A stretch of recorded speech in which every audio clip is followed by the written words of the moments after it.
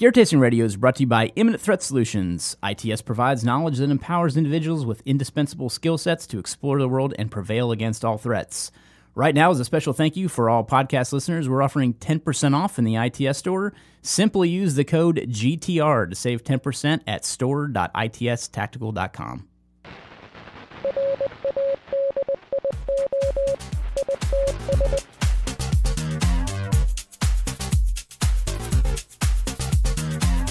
Welcome to Gear Tasting Radio, where we offer an in-depth look into the usage and philosophy behind the equipment in our lives. I am joined today by Rob Anderson, as always. Hello. And I am Brian Black. And today we're going to talk about pens. Get excited. The Better hype start is getting real. excited. No, seriously, though. We do have a lot of information to put out on it. I wanted to just start and talk about writing utensils and notepads and stuff like that, because I think that's something, yes, we've addressed that on Gear Tasting before, on the video side, but I really wanted to hit it on the podcast side too, because I can get a little long-winded when I talk about this. Because I'm pretty passionate about pens and notebooks and writing utensils. Because I do a lot of writing. I do a lot of note taking. Mm-hmm. I make sure that if I have a thought, I capture it, and that's kind of the big gist behind that. That plays into the whole GTD philosophy and getting things done. So that's something I've pushed for probably for at least over a decade now. I've been doing that. So I've got quite a inventory of used notebooks built up, and you keep them? Yeah, I do Nice. keep them. Yeah, so it started with field notes. That's kind of where I started carrying a notebook was back when I started carrying field notes, and I was fairly unhappy with some of the stuff that just the quality of field notes, and they're made in the U.S., which I like, but I just mean if you carry them over and over and over again, this is the same with pretty much any pocket notebook. They just wear out. Yeah.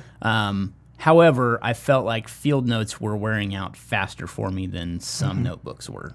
I don't know if it's because of the staple design. I don't know if it's because of the way it opens, more like a book rather than a, what's the other thing I'm thinking of? Top fold. Like a reporter-style notebook that opens from, I've seen it called top spiral, but if it doesn't have a spiral, then I guess it's just like top. Reporter style? Yeah, that's what I would say. Like maybe a reporter style notebook. Does a reporter style have a spiral? That's a good question. I think it does. It's more like a Mimo book. Yeah. I used to say Mimo when I was a kid, so that's kind of our inside joke around here. But anyway, that's kind of the gist of where we wanted to start. And I feel like I've developed these criteria for what I look for in a notebook and what I look for in a writing utensil over time. And that's kind of what I wanted to share, because everybody's going to have their own opinions on this. I really just wanted to talk about what leads me to certain, utensils and things like that. So, like I said, in years of note taking, this is kind of where I've stumbled to. Let me ask you this. Yeah. Are you 100% satisfied with the current method you're using? No, I am not. So I think that's a great always example. looking for the next best thing. Same here. Yeah. Because it's not, there's always just a tiny little idiosyncrasy that's like, well, it could be a little better. Yeah, and that's just kind of my philosophy as someone who designs products for a living too. It's like I'm always looking to make something better. Yeah. And I look for that in devices. So when I see something, it's like, oh my God, that's genius. I never even thought that could be possible. Yep. I'll buy that thing just because they've, groundbreaking. Not that I just have this super disposable income, but at the same time, I look for things that enhance the products I already use. So I just have this ingrained philosophy that I just want the best shit. So that's, I don't know. Yeah. I don't know what you call that, but I think in the long run, and we've talked about this with GTD, I think better tools help you save time down the road. Exactly. So it's an expense, but at the same time, I think it kind of pays itself back. And I do look at that too. I don't just buy things frivolously. I do look at the ROI on those and say, what's my return on investment if I upgrade? If I spend this money on this next best thing, am I really going to put it to use? So I do look for that too. So there is some of that involved.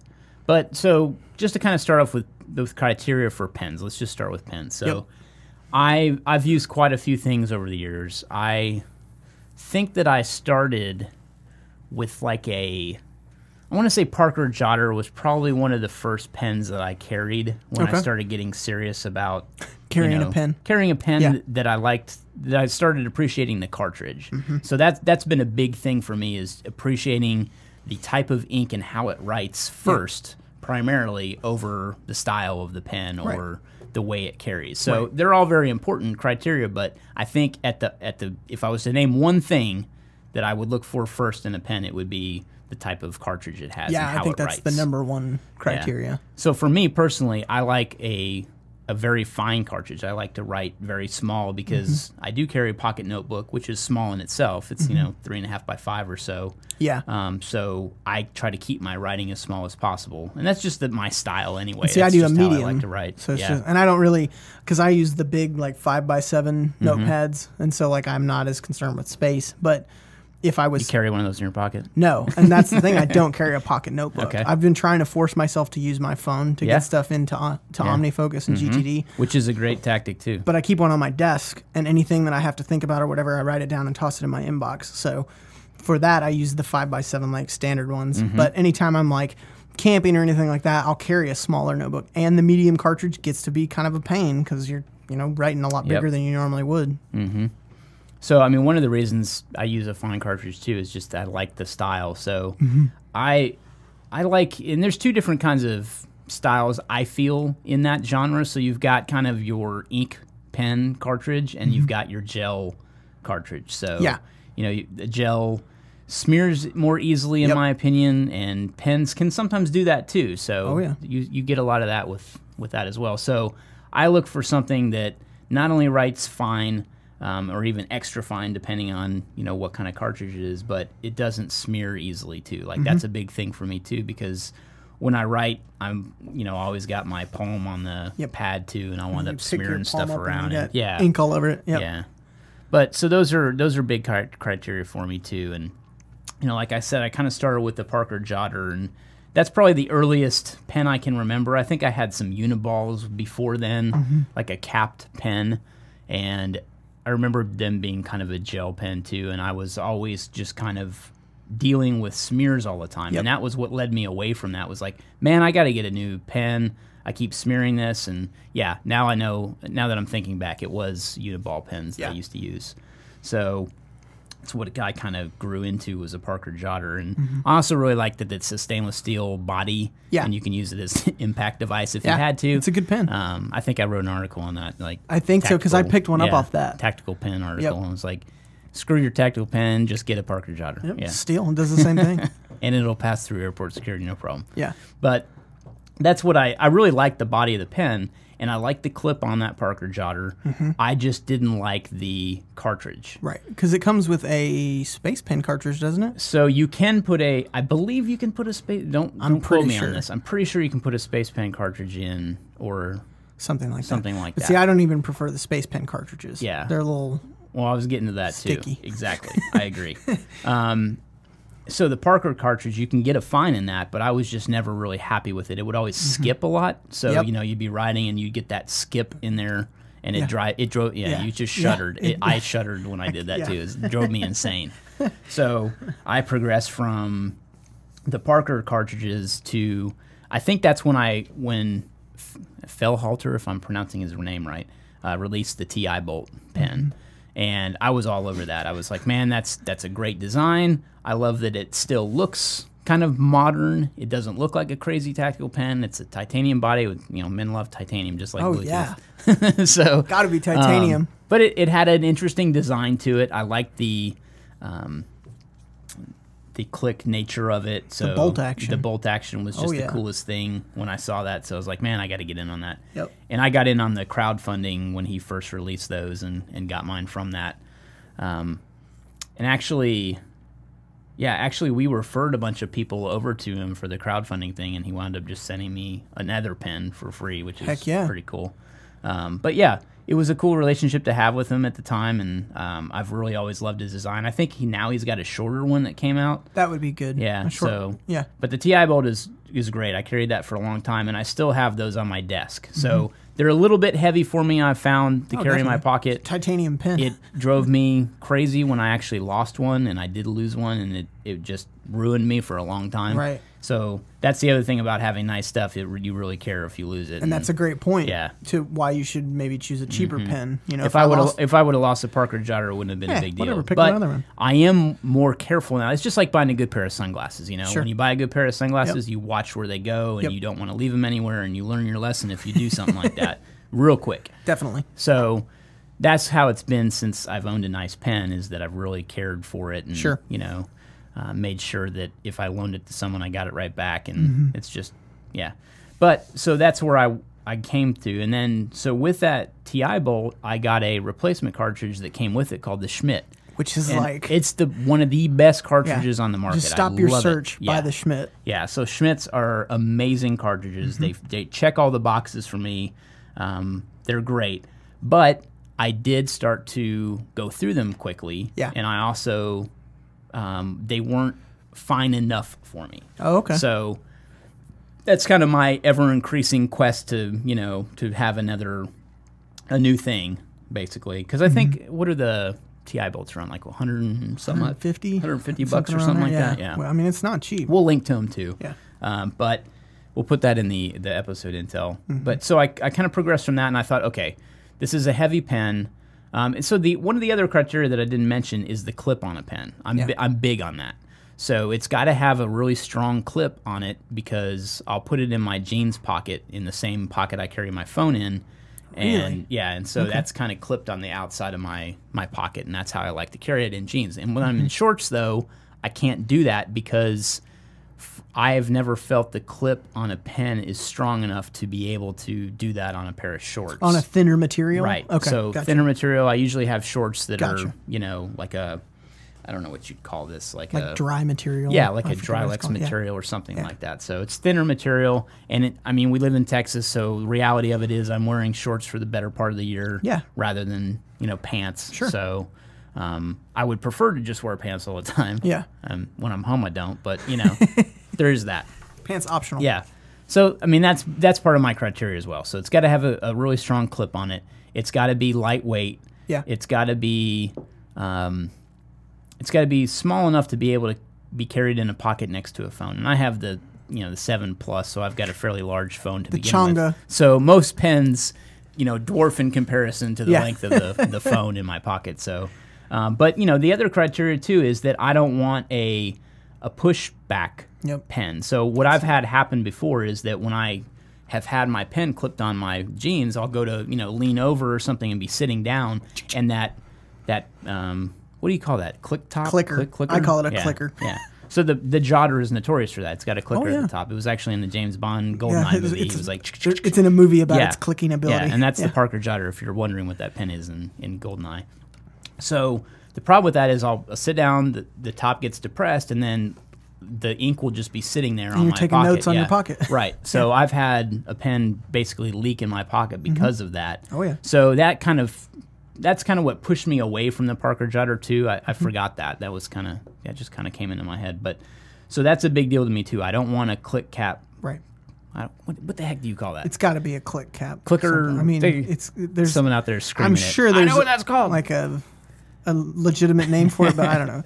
It's a clicky pen. Yeah, give me a clicky pen.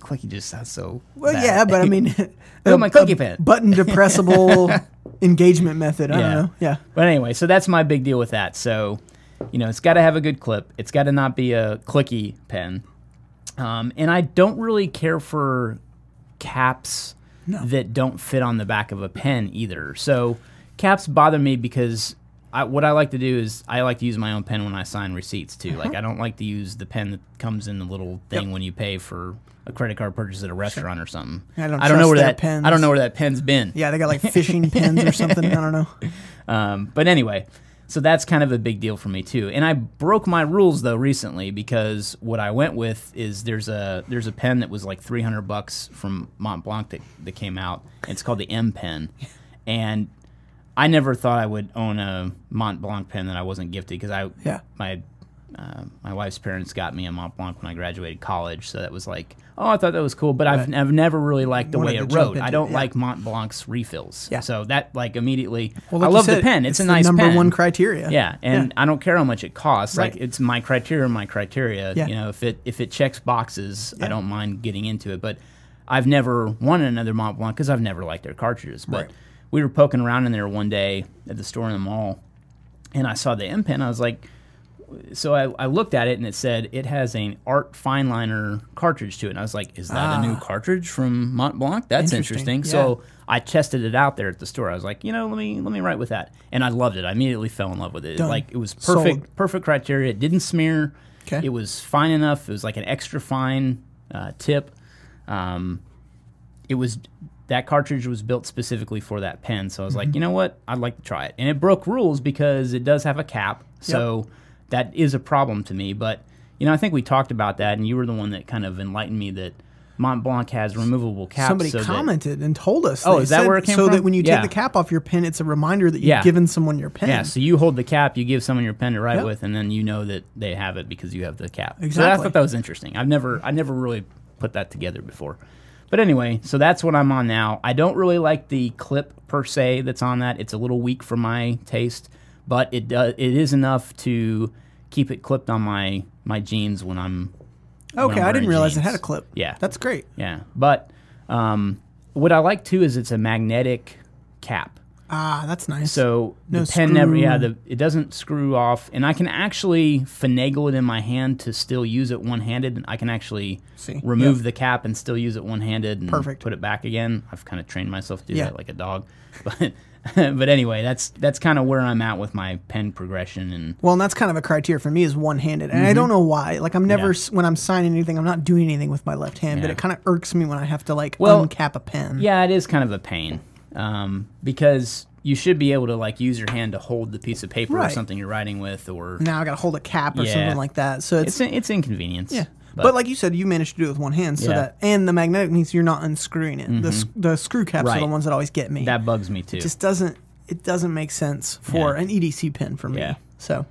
So the clip on the TI bolt was not strong enough for me because that's actually how I lost one. And I've never done that again with a TI bolt because I lost one. Yeah. But the clip on the Parker Jotter was never strong enough to me. It actually always bent on me. So I have had that too, and it's because the way it's done is it's folded over into a triangle, so it's a very thin piece of metal, super easy to just bend. Yeah. So I like some stuff that this company called Big Design is doing. They're the ones that manufacture the TI pocket tool that we carry. A little box cutter thing, which I've talked about before. So they've got some interesting pen designs.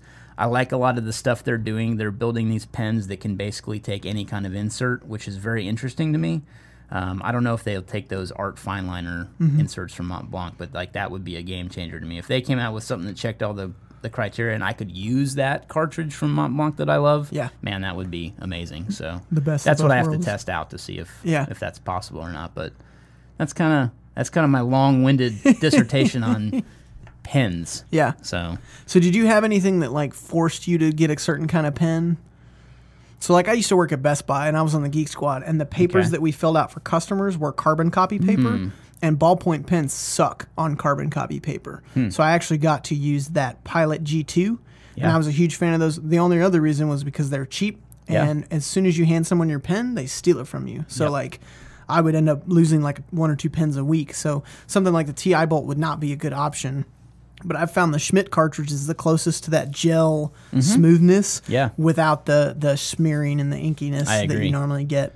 Yeah, and that's a good consideration too, is that if you do have to write something that is signed in duplicate or triplicate or whatever, and you're writing on carbon paper, some of those gel inserts and even that Mont Blanc one that I'm talking about, the art fineliner, is not good for that. So, we're having to do that less and less these days, obviously, but carbon paper is that is still a consideration. Yeah. So, I would go to a Schmidt if I was doing something like that, because it is sturdy enough to press on. And that's the thing about that art fineliner too, is that one of the downfalls that it has is if you drop it on the tip, you ruin the cartridge. Oh, it's done? Yeah, it's done. Okay. Because it'll tuck back inside the cartridge, and it's just gone, and you can't write with it. You just got to get a new cartridge. So I've done that one time, and the cartridges are, I don't know, they're like not $7, $8 or $6 or $7. I don't know. I can't remember how much they are. That's not bad. It's not super bad, and I've got a couple that I bought because for a while it was really hard to find them, so I bought a few of them. Stocked up. Reserve. Yeah. But yeah, that's kind of the progression. How about you? Like you mentioned the gel pen. And so then I went from the G2, and then I went to the Parker Jotter, and I'm actually still using a Parker Jotter. I have like I have like a chest rig set up and I have it in there because it takes the Schmidt cartridge. Yeah. So I don't really care about it as much being clicky there. So I still use it there. And then So you don't use a Right in the Rain pen when you're like out in the elements? And I need to pick one up because actually one of my big beefs with the Schmidt cartridge is it doesn't write on Right in the Rain paper correctly. Yeah. So you can write on Right in the Rain paper with a Schmidt cartridge, and you could come along a month later and stick your hand on it and lift it up, and there'll be ink on your hand. So I've been using a mechanical pencil to write on them, but I still haven't found a good pen. I haven't tried the Right in the Rain ones though, so that's probably a good place to start. Yeah, I can get into those pencils in a second talking about them too, but that's what if I'm carrying kit out in the field, I always have a space pen that's got a Right in the Rain. Yeah. Or, should say it's a space pen cartridge in a, God, is that a space pen? Yeah, I think it's all space pen. Right in the Rain has some kind of relationship with space pen, so it's kind of a thing. and I think their pens are Hybrid produced by them, or cartridge or something I got like you. that. But either way, I have a waterproof cartridge when I'm out in the elements writing on a waterproof notebook. Yeah. And that's just my thing. The other one I've had good luck with is the Sharpie Extra Fine, like those super pointed tips. Those write on Right in the Rain super great. But I need to My check only out their issue, pen. though, is that if you threw water on that, yeah. it would bleed. I'm if sure. you used a Sharpie. So, Yeah. that's... I always have a Sharpie with me, Yeah. but it's for other stuff, like marking targets. That's a great point. Marking something else. I always have a Sharpie. So I usually have a pencil, a Sharpie, and a pen when I'm out in the field. Just all of the Because above. my pencil is my redundancy for the pen, and my Yeah. Sharpie is just kind of the catch-all. You can write on almost anything with Right. a Sharpie. That's why I love them. Yeah, Like you said, exactly. targets, all that kind of stuff. Yeah, if I had to write something on somebody's arm or, Yeah. write a race number on my hand like they did at the freaking Frogman Swim in San Francisco. I was a little miffed about that. Like, Yeah. we were doing this swim, and I was about to put on gloves, because it was so cold in the bay where we were swimming. And they come by and write with Sharpie on my hands like my race number, which was 14, and I was like, "You guys Thanks. know I'm put on a glove," which I get it, and I kind of thought about it from a safety perspective. And if they had to pull me out of the water, I was unconscious, they would at least know who I am based on my number. So I thought of it from that. Can't really pin anything on you, so right? Yeah, because it's not like I'm carrying my wallet or something. Better so, than a bracelet or something. Yeah. So I appreciated it more once I thought about that, But I was kind of like, "What the hell?" And I was like, "Okay, all I right, can fine." see that." Yeah. But anyway, that's what I carry with me out in the field. I've usually got some type of, and I like the reporter memo book, reporter style coil on the top, notepad style for the Right in the Rain. I find that the book opening Right in the Rain pads always restrict what you can write because if they're the bound Right in the Rain ones, I really like the size of them, but you open them up and you can only write so much on them because of that crease of the pages and stuff. So it kind of restricts the available paper, if you will. And I like the spiral bound ones too. I've done some of those side spiral bounds, and I actually rotate them to write top down, kind of like the style you're talking about. It gives me more room horizontally. I like them too because I can rip out a page if I need to really easily and hand it to somebody if I have to do that. So that's been kind of my default for outdoor stuff is that spiral Right in the Rain stuff. And then it kind of irks me to have to use the waterproof pen that's got a cap. They have a fine. It's just the width of the pen. Too bulky. It just bugs me because I know I could be getting more on a piece of paper if Because sometimes that's what I have for classes that I go to, and I'll be taking notes, like instructors going through a brief or something. I'm like, oh man, this is great info, and I'll start writing on that, and I'm like 10 pages deep, and I'm like, man, this is dumb. I just wasted half my notebook, and I really don't have that much information. It's just the pen is such a wide cartridge that I wrote my name, and it's almost gone. Know. Yeah, but that's my beef with that. And I do like the pencils that Right in the Rain came out with. It's nice. They have kind of an unbreakable lead, which is really cool. It's great for map work if you're out doing navigation and stuff like that. But my beef with that is that the eraser on the end, and maybe they fixed this problem. I hope they Hopefully. did. But the eraser is kind of like a friction fit. So if you're familiar with kind of the removable erasers for pencils, it's kind of this piece of metal that's bent around the eraser. It's bent outward. Right. So you have to use that, and you can flare it out to kind of rebend it and then put the eraser back in, but it doesn't last. Eventually will come out, and that's how the lead is stored in the pencil, so you'll wind up dumping out all the lead when the eraser falls out. You look down in your bag, you're like, what the heck is this? Yeah, it's one thing to lose the eraser. It's another thing to lose all the lead out of your pencil when you lose the eraser. So I took some 100-mile-an-hour tape, and I wrapped it around the eraser so it doesn't fall out anymore. Self-fix. So, yeah. That's good. And that worked. But, yeah, hopefully they'll fix that. Hope so. Yeah. Okay, so we've got some questions. Okay. Let's shoot. Well, yeah, we're just going to do quick fire. All right. Matt V asked, think you've covered this before, but can you recommend a good cold weather shooting / daily dexterity glove? I love my pig gloves from SKD, but they aren't great in the snow. And that's a conundrum for me too. I feel like it's at odds with itself. Yeah. You can't really have a good dexterity glove without it being thin. It's tough. And by its very nature, thin gloves won't be warm. So I can appreciate that question because I struggle with that same thing. Yep. I love pig gloves too. I'm a big fan of SKD's pig gloves. I would highly recommend those to anybody because they're phenomenal gloves and they fit me really well. And that's tough because I feel like I have odd sized fingers or something. Yeah. Because I'll have to buy gloves and sometimes like the webbing by my thumb doesn't fit right or sometimes you get melty fingertips. Or sometimes I have too much room on the pinky or Yep. something. So it's really tough for me to find a great pair of gloves that fit and SKD checked all the boxes for me. The pig gloves are phenomenal. But I too would love a warmer glove because that's my thing there's kind of 3 genres of glove that I feel this kind of fits into too. You've got your kind of super dexterity shooting gloves. Right. You've got your cold weather, like it's a little chilly outside. I need something more for my hands because they're going numb. Yeah. And then you've got kind of your waterproof type or your water almost like mittens. Yeah. Well, you need something that protects you from the elements because if it's raining outside. And you're trying to kind of stay dry, which you really don't need anything on your hands, but if you're trying to do stuff and have dexterity like at the same time it's raining, then you really do need something. And I mean, granted, SKD gloves are actually good in the wet environment too, because I've used them like that, and you maintain the dexterity. You just kind of get slipping that occurs because they're not kind of I don't know. Well, and as the temperature drops, your hands just stay waterlogged. So if there's cold involved, you have that problem exactly. too. So. And they have a ventilated palm, so it's definitely not a good cold weather glove. I have a pair of like North Face gloves. They're kind of thin, pretty good for dexterity.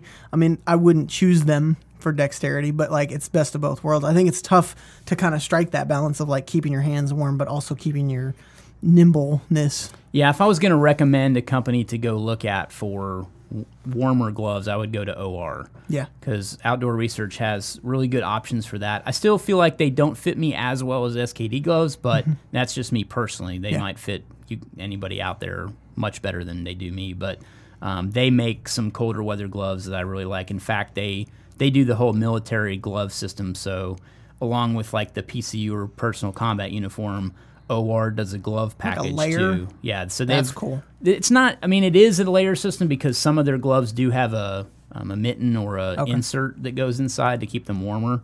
But they do kind of a glove package along with a PCU. So they're kind of the government contractor that does that. Gotcha. And they have like in that set is like 6 different gloves because you always need different stuff based on conditions. So that's awesome. I don't think there's ever going to be a one thing fits all with gloves. So. Yeah. You're always going to have kind of your shooting dexterity versus, cold weather stuff. So I would look at OR. Cool. Short answer. Next one's from Logan on YouTube. He says, can you talk about why you would want a chest rig versus a battle belt? Thanks. Sure. The chest rig for me is more ubiquitous. I find myself liking the chest rig over the battle belt just because of the versatility of it. I think battle belts have a place. I just don't personally use one. I really like the concept of just having everything on your waist, being able to unbuckle a belt and everything's removed. It's a simple system. It's definitely easier to get in and out of than the chest rig. I have just found myself not really liking that because when I do have to combine it with plates, I have a shorter torso than some people, so I don't have any gap almost between that. So like bangs. What happens? Yeah. Sucks. So I wear a medium plate and usually a medium carrier, but I'm like 5'10", so for some reason that my torso length versus hips is I don't know, weird. But like if I wear a battle belt, my plates are sitting right on top of anything that's on my battle belt, so it just doesn't work for me. Yeah. So I've just gone to a carrier of some kind of chest rig or whatever. I think that's good too, because a lot of times, and not to say that a lot of people are covering distance, but if you are covering distance, stuff on your hips sucks. Yes, like especially weight on your hips. I was going to bring that up too. Like several mags, a gun, all that kind of stuff. If you're hunting or anything like that, and you're moving across distance, like a chest rig's much better. So there's I can see both sides of that, honestly, when I really think about it, because technically when you're carrying weight in a backpack, you want the weight on your hips anyway. True. So therefore a battle belt makes more sense from that aspect. Yeah. But yes, mobility-wise, a chest rig is better. Carrying weight-wise, a battle belt on your hips is better. And I found that, and I never tried them, but when I had a HSGI battle belt, I really wanted the suspenders for it. Because one of the problems I always have with the belt is it's constantly pulling down. Yeah. And the Sure Grip stuff is really great, but like you're constantly kind of pulling up. So the suspenders I think would have really helped, maybe kind of like a best of both worlds type thing. Yeah, when I first got into gear, I did stuff like that. Like I think I had a pair of suspenders. This is way back when ATS was kind of the new hotness on the market. That's back in probably like 2008 or something. But I remember they came out with this suspender system. It was either that or MDOM. I can't remember which company it was, but they had some suspender systems, and I ran that for a little bit, you know, when I go out in the range and go shooting, and then I just kind of gradually got away from it. Yeah. I didn't really like that anymore, so, you know, it is what it is. So hopefully that answers the question. Hopefully. Yeah. Jacob F. commented and said, any particular ways you like to carry your cigars when hiking or on other outdoor activities? Cigars. Yeah. I have not found a really good way to do that yet. I usually wind up putting them in some kind of plastic bag, you know, like Ziploc type bag, and putting in one of those humidifiers in there, like the kind of one-time use humidifiers, because I like to keep my cigars properly humidified. Which you should. Obviously, like if you're taking cigars to the field, there's no sense in taking. Yeah, because it could be 3 days before I smoke it, and you don't want to leave that out of humidity for that long. So, yeah, I mean, there's a lot of different things on the market. I've seen, you know, kind of those smaller Pelican cases for kind of travel humidors. That's what I want to do. And I've thought about that, Yep. but I don't know. I think they're bulky still. Yeah. So that's a trade-off for me, is that I want a small footprint. Yep. But I still want to keep it humidified. So it's like I just haven't found anything that really kind of checks all the boxes. Well, and how many cigars are you taking? I usually take one if I go on a camping trip, you know? It depends. If I'm going with some buddies and I know they're going to want to smoke a cigar and I know they're not going to bring their own. See, they should figure out a way to bring their own. But I don't like being the only guy smoking a cigar, That's though. true. Like, That it's is just weird. It bothers me. That's true. Like, I've seen that before. Like, I remember this Dumbo at a freaking Boy Scout event we were at. I was there with Trey, and we were going on some camp out, and I remember one of the adults just busted out a cigar, and he was like a new dad in the scout group, and he like busted out a cigar and started smoking it, and everyone was just kind of like giving him the stink eye, because one, it's a scouting event, you're not really supposed to be smoking anyway, but it was just didn't have enough for everybody. Right, exactly. I was like, well, I didn't bring a cigar. Where's so anyway, I don't like to be that guy, is what I'm saying. So even if they don't partake, at least I offered, and you know, that's all you can do. Yeah. So I would, at a minimum, depending on where I was going, maybe 2 to 3 cigars. I have like a small travel size humidor. Yeah. That works, I mean, pretty well. But is it like a seal, like a Pelican case type gasket? It's not a super great seal, and that's the thing, is it has a humidifier piece in it, but it doesn't keep a super great seal. So it's kind of a little bit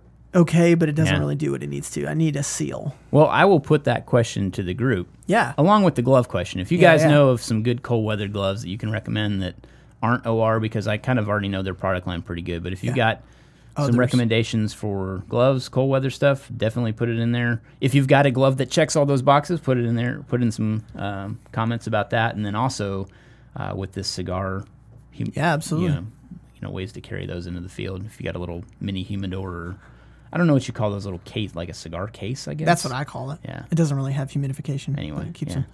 Yeah. So definitely hit us up on those. Thanks for tuning into Gear Tasting. If you've got comments on the questions that I asked that we're kind of looking for feedback on, head over to YouTube and leave a comment there. Head over to our website, idstactical.com. You can leave a comment in the article from the podcast as well, too, over there. But anyway, we have new episodes every Tuesday for Gear Tasting Radio, and we're on Patreon. If you're interested in supporting the show and what we're doing here on the podcast, definitely head over there, patreon.com/ITStactical. And remember to check us out on iTunes, too. You can get all these episodes on iTunes as well as the video on YouTube. But we would love your feedback on YouTube if you could, feedback on iTunes. If you could head over there and leave a review, we would very much appreciate it. And we would absolutely love 5 stars. If we're not performing to 5 stars, we would like to hear what we can do and why, because we're always looking for feedback. Thanks for listening.